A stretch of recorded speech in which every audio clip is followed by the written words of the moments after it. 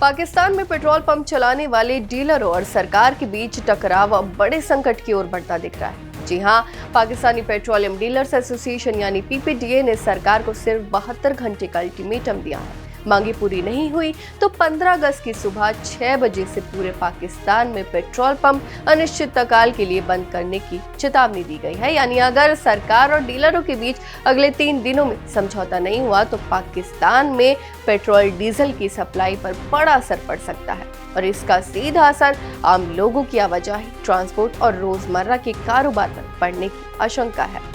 नमस्कार, आप देख रहे हैं भारत एक्सप्रेस और मैं हूं आपके साथ रोमा हैदर। आपको बता दूं कि पीपीडीए के चेयरमैन मलिक खुदा बख्श ने वरिष्ठ पदाधिकारियों के साथ प्रेस कॉन्फ्रेंस में कहा कि मौजूदा हालात में डीलरों के लिए पेट्रोल पंप चलाना लगातार मुश्किल होता जा रहा है। देश भर के डीलरों की बैठक के बाद एसोसिएशन ने पेट्रोल की खुदरा बिक्री पर अपना मार्जिन बढ़ाकर 8% करने की मांग रखी है। यानी संगठन का दावा है कि उसके 14,000 से ज्यादा सदस्य अब निर्णायक कार्रवाई के पक्ष में हैं।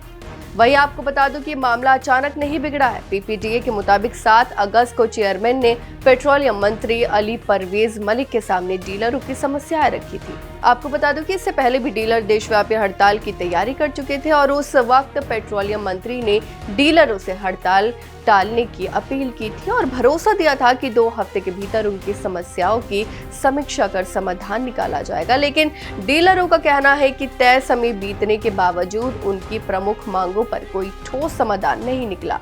इसके बाद अब 78 घंटे का अल्टीमेटम सामने आया है। वहीं रोज बदलते पेट्रोल के दाम से बड़ी परेशानी डीलरों की सबसे बड़ी शिकायत पाकिस्तान की डेली प्राइम मैगजीन को लेकर है। जी हाँ, पेट्रोल की कीमतों में बार बार बदलाव होने से पंप मालिकों के पुराने स्टॉक की कीमत प्रभावित होती है और उन्हें नुकसान उठाना पड़ सकता है।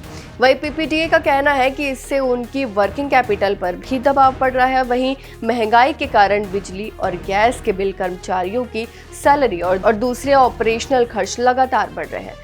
वहीं डीलरों का दावा है कि मौजूदा कमीशन इन बढ़ते खर्चों को पूरा करने के लिए पर्याप्त नहीं है। इसके अलावा पीपीडीए ने कंपनी एलोकेशन पॉलिसी को भी निशाने पर लिया है। जी हां, एसोसिएशन की एग्जीक्यूटिव कमेटी ने इसे भेदभावपूर्ण बताते हुए सरकार से तत्काल समीक्षा की मांग की है।